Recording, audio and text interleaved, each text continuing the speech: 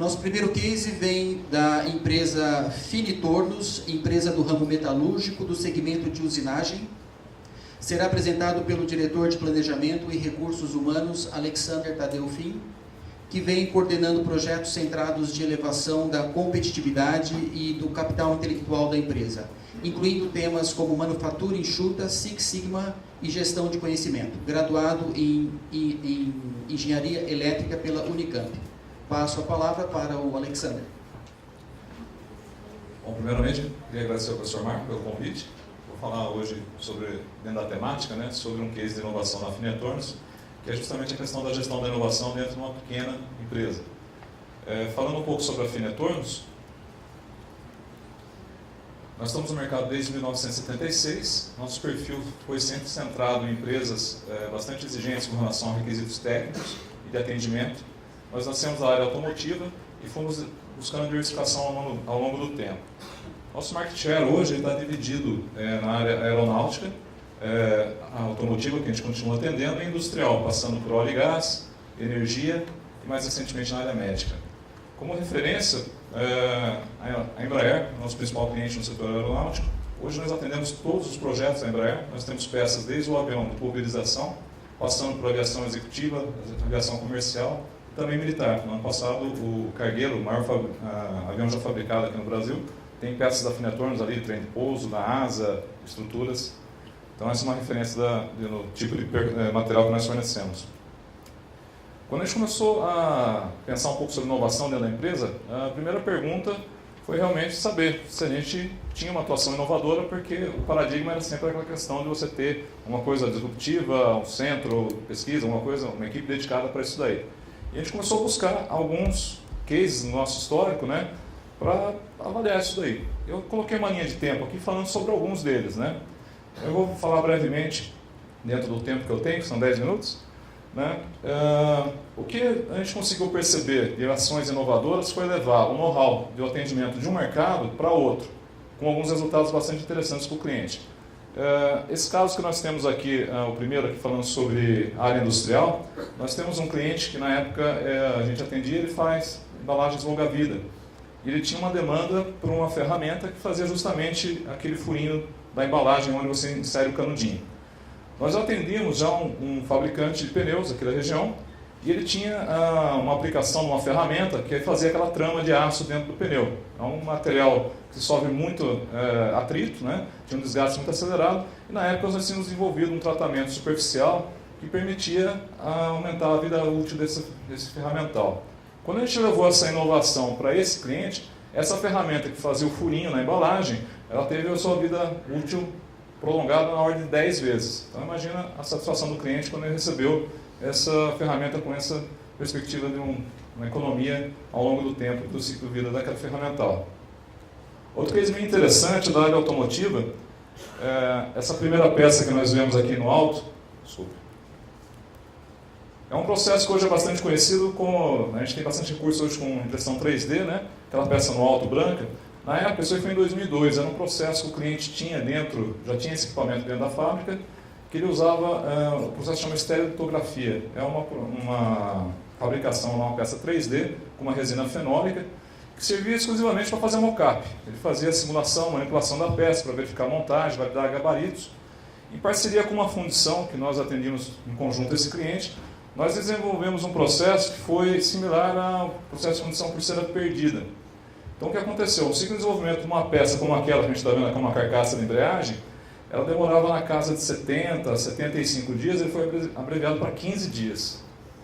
Então isso aí gerou um paper na época, circulou aqui dentro desse cliente e foi inclusive compartilhado com a sua matriz na Alemanha. Uma utilização inovadora para um equipamento que eles tinham com uma finalidade exclusiva apenas de mockup. O caso mais recente que nós temos é na área médica, onde nós começamos a desenvolver a parte de implantes, sob encomenda para um cliente desse setor. E o diferencial aqui foi nosso know-how já em geometrias complexas. Como a gente atende mercado aeronáutico, energia, a gente tem já uma facilidade com esse tipo de geometrias e peças. E o diferencial foi o seguinte, nós conseguimos desenvolver essas peças que a gente vê aqui de implantes num equipamento que custa na ordem de 1/3 do que o equipamento instalado dentro do cliente E com um sistema de fixação universal, que eu consigo fazer uma família de peças na ordem de 20 a 30 implantes diferentes, um equipamento de fixação que pesa na ordem de 20 a 30 quilos. O equivalente dentro do cliente pesa 700 quilos. Então, a redução que a gente tem de espaço e do investimento permitiu a gente montar uma célula num espaço bastante reduzido para atender o cliente nessa demanda de terceirizar parte da sua produção. Como engenheiro, né, depois de responder essa pergunta, se a gente fazia alguma coisa que podia ser classificada como inovação, a gente foi procurar uma definição adequada. Né? Não estava contente em seguir o nosso feeling, né? A gente faz alguma coisa inovadora, mas vamos buscar a teoria. E a gente encontrou uma que se encaixasse, que era exatamente essa daqui, tudo que pode adicionar valor, seja no sentido de reduzir custo dentro da nossa operação, ou gerar mercado, aumentar a receita.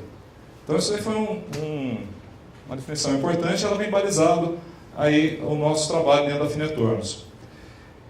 Buscando um benchmark, a gente procurou conhecer algumas estruturas de inovação dentro dos nossos clientes, ou participando de treinamento, e não foge muito do que a gente vê, que ele está sempre pautado em cima de alguns pilares. Que pilares são esses? Vários deles já foram temas de algumas manhãs da inovação aqui no próprio Gaia, e eu vou me ater apenas a dois deles, que são a parte de processos e ambiente. Então, começando por ambiente.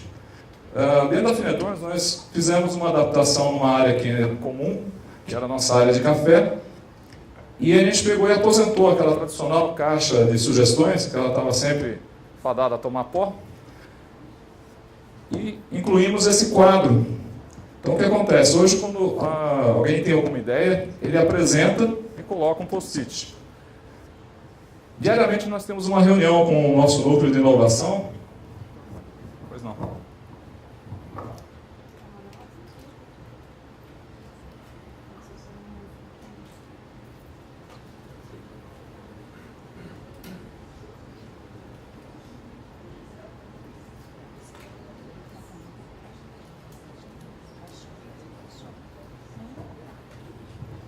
Obrigado. Então, o que acontece? Aquela caixinha de sugestões que ficava sempre falada a tomar pó, ela foi substituída por um quadro, onde quem tem alguma ideia, vem simplesmente posta a ideia. Diariamente nós temos uma reunião que são algumas pessoas da produção, essa reunião pautada, 15 minutos todo dia, onde o pessoal faz a primeira avaliação. Se a ideia for viável, ele adota como padrinho e vai conversar daí com a pessoa que vem explicar mais detalhes da sua ideia. Então isso aí aposentou um formulário que era bastante chato, o pessoal tinha pavor de apresentar uma ideia que dava muito trabalho. Desse jeito ficou uma coisa mais à vontade, o pessoal toma um café e explica. Então, a questão do ambiente ficou bastante mais dinâmico, né, com essa implementação, e nós focamos daí na questão de promover uma adaptação, que é a seguinte, como ser ágil na avaliação das ideias. Então, dentro do quadro, a gente desenvolveu um processo que a gente dividiu aqui em quadrantes para fazer uma avaliação dessas ideias com relação ao impacto que ela pode gerar dentro da organização, dentro da Finetornos, e qual a sua dificuldade de implementação. Então, começando pelo primeiro quadrante aqui, que a gente chama de ação Blitz, são aquelas ações pontuais, no sentido que pode servir para uma célula ou apenas para uma parte do processo, que a própria equipe tem bastante autonomia para fazer a sua execução. Normalmente são ações rápidas que se faz num dia, ou prazo de tempo bastante reduzido, e não envolvem muita gente. A partir do momento que a gente percebe que a ideia tem um impacto maior, que pode ser compartilhado com outras áreas, ou até fazer uma ação estruturante dentro da empresa, a gente trata uma metodologia de Kaizen, que não é grande novidade, a indústria do setor automobilístico, em geral, já tem essa cultura. É um projeto um pouco mais estruturado, acaba envolvendo engenharia, qualidade, planejamento. A gente faz uma preparação ao longo de um tempo, vou mostrar um exemplo rápido aqui na sequência. E ele tem um período de execução e um período de monitoramento para sedimentação daquela ideia. Eu tenho ainda aquela seguinte situação, onde eu vejo que o impacto é alto, mas a dificuldade é grande de implementação. E dificuldade em empresa pequena é grana. Se eu não tenho capacidade financeira para fazer o investimento, o mínimo que eu posso fazer é me debruçar mais sobre o projeto e tratar isso na metodologia que a gente adotou o Canvas para poder avaliar melhor os projetos. E por fim, a gente também aprendeu a ter foco.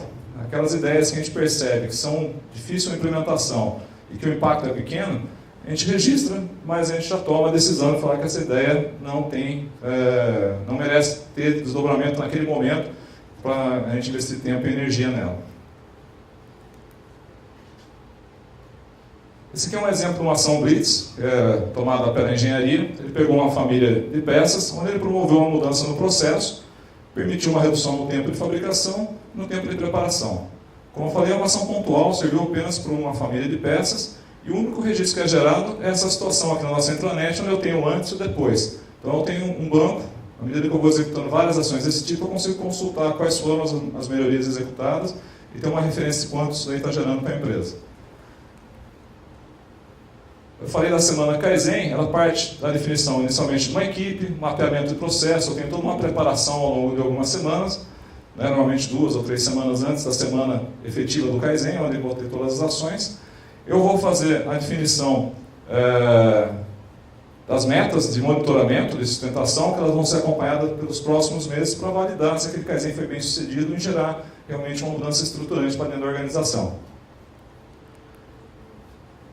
A metodologia de Canvas, ela veio substituir a metodologia tradicional que a gente adotava de projetos, que era bastante mais complexa, elaborada. Normalmente você gerava muita documentação, um caderno de várias páginas. A gente substituiu por uma metodologia do Project Canvas, onde eu consigo ter numa página apenas 1 a 3, eu consigo ter uma visão completa do projeto, passando pela parte financeira, que é importante, mas também uma análise básica dos stakeholders, riscos e tudo mais.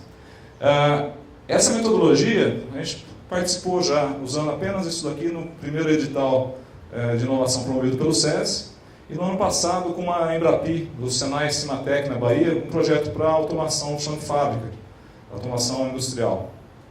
Nossa ideia, a partir desses pilotos, é nos capacitarmos, né, para estar buscando linhas mais de fomento, como as conhecidas já pela FAPESP e pela FINEP. O resultado disso daqui, o número de ações que a gente vem gerando, ele vem numa crescente, né, com resultados bastante perceptíveis dentro da fábrica. E concluindo minha fala, então, os desafios que nós vivemos e temos vivido dentro da Finetrons com a gestão da inovação, eles partem, inicialmente, por identificar as inovações. Como foi falado, não é só aquela inovação disruptiva, mas aquela incremental, ela é valorizada dentro desse modelo de gestão. Promover uma retenção de conhecimento simples, foi o que a gente propôs, né, com a substituição de vários modelos por slides bem simples ou que nem o Canvas. Isso aí facilitou bastante o nosso trabalho. Adequar a gestão da inovação. Nós temos modelos, como eu falei, fazendo benchmark com nossos clientes, que a gente vê que eram modelos muito bons, mas não serviam para a nossa estrutura. Pesados. A gente tem uma estrutura pequena, a gente não tem uma equipe dedicada para isso aqui, então a gente tem o desafio de incorporar a gestão da inovação dentro do nosso dia a dia. Então, essa agilidade é o que permite para a gente captar melhores ideias e manter o pipeline, né, aquele funil de inovação sempre suprido de novas ideias que vão permitir a gente continuar trabalhando em melhorias dentro do nosso processo. Acho que eu cumpri o tempo. Então, deixo aqui o meu contato. Essa apresentação eu vou estar deixando ela disponível no SlideShare. Ali eu também tenho referência de outros materiais que a gente usa dentro da empresa e fico à disposição. Muito obrigado.